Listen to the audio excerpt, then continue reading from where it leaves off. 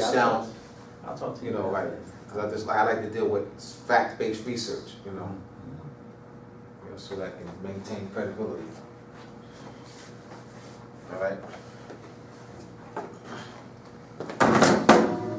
So if I don't know something, I'll say I'll get back to it, or I'll say I don't know, but I'm not going to knowingly, willingly, and intentionally bring in information to you, knowing that I know it's false. I'm not going to do that.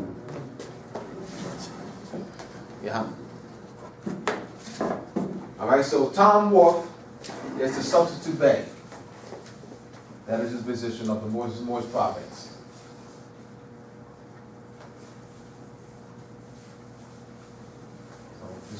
This is the last part. I want to give you some history on here. Now, I said my book, Moors and Masonry, will be available in about 3 weeks. The titles, Moors and Masonry. I'm going to have a different website. And I'm going to have this website too. But the book, I'm going to have it, actually, the electronic version of the book, ebook. So it's going to be a PDF file. People all over the world can be able to download the book, you know, they got to pay for it, of course. Okay. Or get the PDF version of the book, or you can buy the hard copy version of the book.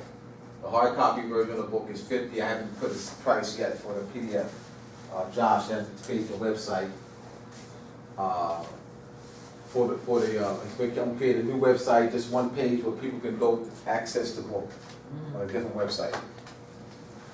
All right. We got 20 minutes. Any questions? The book is 50 for the book, 200 black and white pages, and 50 color pages. Wow. All right? So it's almost like Josh is almost done with the layout. Questions? Yes, going back to what I was talking about, the astrology. What is the astrology in January with them wanting to have the quote unquote new year, All right. and then the inauguration being on the 20th? All right, good question. Ooh, Good question. All right.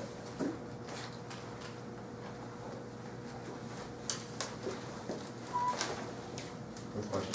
Let me go back to this now. All right, Sirius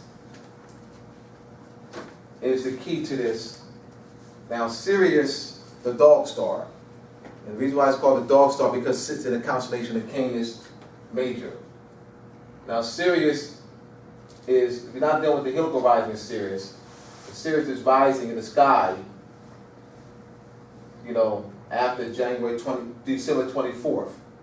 Now, in New York, they have the ball that drops.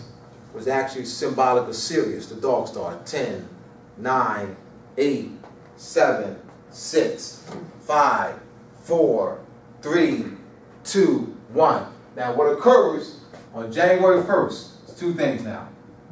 All right, January 1st, Sirius is what? The highest point in the sky. On January 20th, Sirius stays in the night sky the longest. But January 1st, Sirius is in the highest point of the sky on January 1st. What also occurs is you have the winding staircase.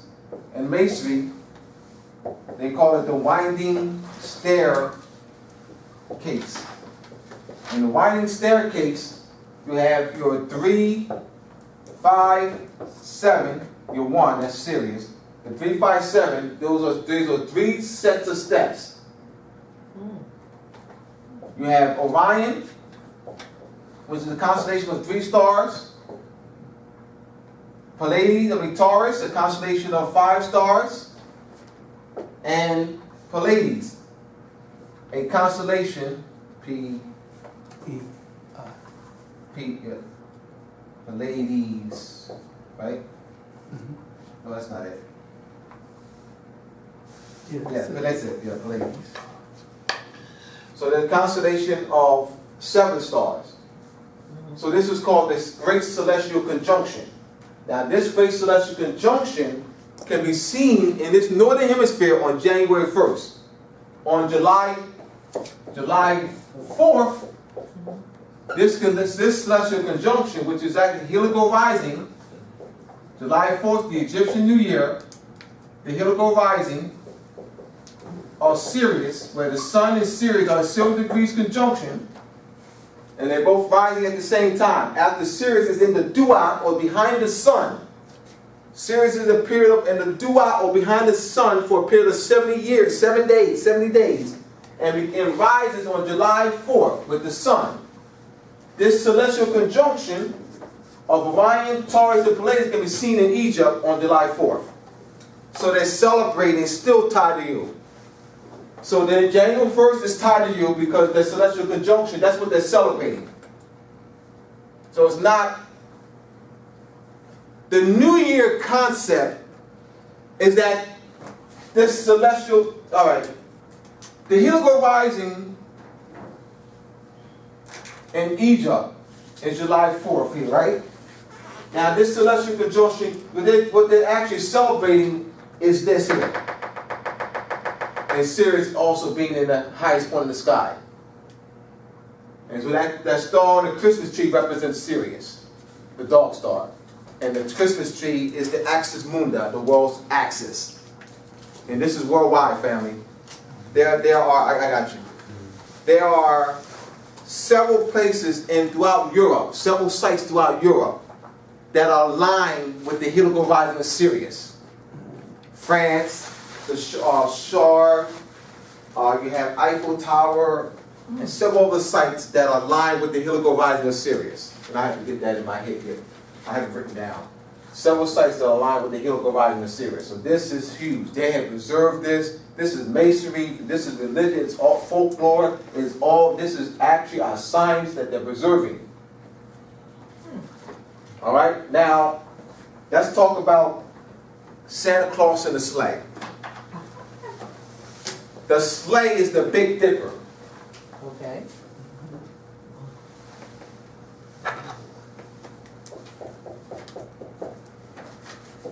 You have the Big Dipper. All right, then you got your Little Dipper. Now the Big Dipper, that's like Santa Claus and the sleigh. All right. Now the Big Dipper goes around Polaris. Polaris, the North Star. And this North Star, Polaris, is used by navigators. Navigators use Polaris as a main star for navigating. Now the Big Dipper goes around Polaris in a Santa Claus going around the world throughout the night. Santa Claus going around the world in a 24-hour period. Guess what happens astronomically? The Big Dipper goes around Polaris in a 24-hour period. Come on, Bear Shingle. The bear. Yeah. Come on, Bear Shingle. Come on, Bear Shingle. What European holidays? We're empowering the Europeans in the attempt to empower our people. We're empowering the Europeans still. Malana Karenga, and I love the brother. Malana Karenga, I've never heard Malana Karenga say, so I want this on the record.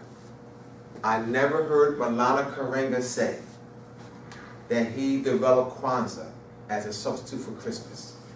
However, over a period of 25 years, I have heard hundreds of people say that they no longer celebrate Christmas and celebrate Kwanzaa as a substitute for Christmas. I never said Malana Karenga said that. All right? Am I right on that? Can I get amen, Ra? Amen, Ra. All right? Now, once again, we're empowering the Europeans because you're giving them your holiday. You're not making an attempt to reclaim it and what? Clarify it and teach what it really is. So therefore what? The lie about it still is out there. The lie about it is still out there that it's a European holiday. It's not no attempt to clarify it. And yet people moving away, people who once celebrated, no longer celebrated. Now, Malala Karenga, his purpose was not to deal with the commercialization of it. We didn't the Europeans commercialized it. The culture is gift giving, but not the commercialization of it, not spending $2,000, $5,000 and going to debt. That's not us. That's Europeans. The Europeans did that. The commercialization is Europeans. So this is what Malala Karenga was wanting to get away. He was getting away from that. But in doing that, he's still giving the Europeans the holiday that belongs to you. He's still meaning that our people are moving away from an African holiday that belongs to them. That's all. I mean, so in an attempt to, waking our people up, you're getting them away from an African holiday that belongs to them. These Afrocentric folks do not call Christmas an African holiday. These Afrocentric folks do not refer to Christmas as a holiday. Bear shingle. Spoke again. European holidays and African people mental genocide. These African folks do not refer to Christmas, Valentine's Day, July 4th, Ash Wednesday, Palm Sunday, Groundhog Day as African holidays, in which they are. There's no European holidays. It's all based in astronomy. We just don't know the origin of it. So we see their faces and we will make the attempt. I'm Afrocentric. I did the same thing. But my behind did some research and my behind did some studying. I come to find out that this is our stuff. Egypt, the Light of the World. Egypt, the Light of the World by Gerald Massey. Egypt, the Light of the World. Volumes 1 and 2. Get that book. Egypt, the Light of the World. Gerald Massey gives you the etymology of the names in the Bible. And Gerald Massey shows you through etymology, Egyptian etymology, that those names refer to astronomy. See what etymology does? That they're actually not people at all. You ain't reading about people at all. You're reading about astronomical events, and the etymology will get you there. Egypt, the Light of the World, Gerald Massey, volume 1 and 2. Also another book, Arcana of Freemasonry, by Albert Churchward. Arcana, I'll write it down. Arcana of Free, get this book, please. Masonry. Very good book. By Albert Churchward.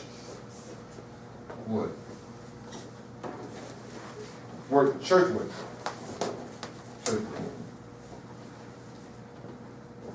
See, this is astronomy all the way.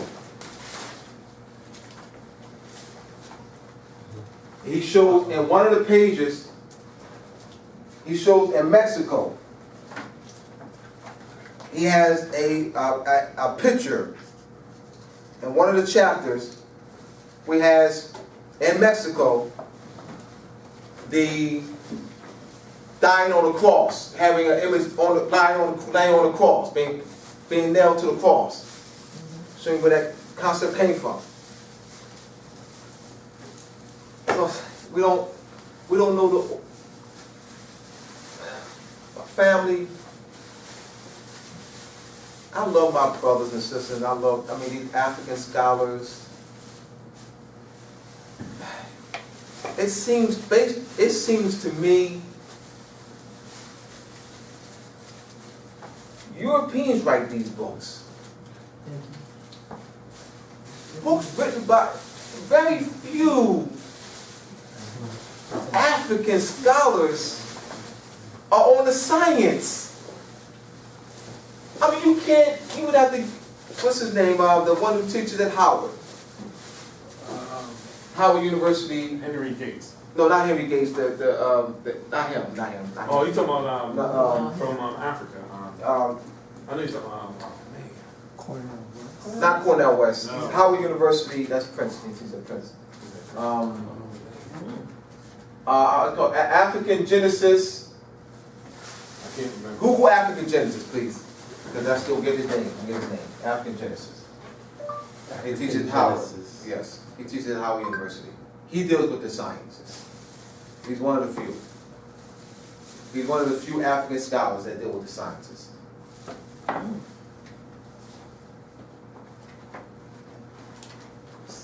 Oh, Sally Reynolds and No. Andrew. Yeah. No, African. The book was African. The book by Robert Aldrin. No, African Genesis.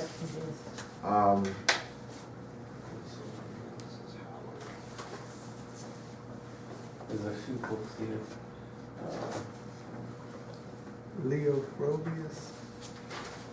No, it's African.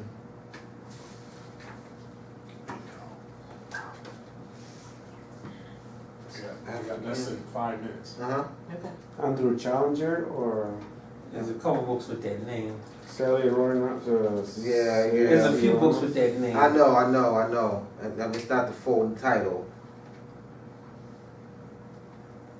Yeah, it's a few books. Yeah. His name escapes me. No, not been served. All right. Leo Frobins and Douglas C. Fox. The book. Robert Audrey. The Book of Deep Beginnings. Something of Deep Beginnings. I got it. Something of Deep Beginnings. African Genesis. Howard University. Of Deep Beginnings. Professor Fulbright. Deep. Yeah, we gotta get out of here. They should be in here chasing us out. Yeah, I know. Okay, McCrae. No. McCary. Well. Man. The Star, I got it. The Star, Charles Finch. The Star of Deep Beginnings, the African Genesis, the Genesis of African, it's Charles Finch. The Star of Deep Beginnings, the Genesis of African Science by Charles Finch. He's one of the few African scholars that deal with the sciences, astronomy. This book is good. The Star of Deep Beginnings by Charles Finch, F-I-N-C-H. The Star of Deep Beginnings, the Genesis of African the Genesis of African Science. What does red, white, and blue have to do with? Sirius. Yeah. What? Sirius the dog star. Sirius flickers at red, white, and blue. Oh, okay. Yes, Sirius. Flickers the Red, white, and blue. Okay. Yes. All right, we want to get out of here. She's going to be. Yeah, she'll be in here. Yeah, she's going to be in here. So we gotta go because it's like 3 minutes away No, from we- 9. Oh, we'll get. We're all right. Yeah, we're good. We're good. Keep on. Appreciate everyone. All right, y'all gonna get over again. Thank you very much. Thank you. Friday at 5 p.m. closing ceremony. You know what? I meant And to they give go out to the this, certificates. but then y'all wanted me to go into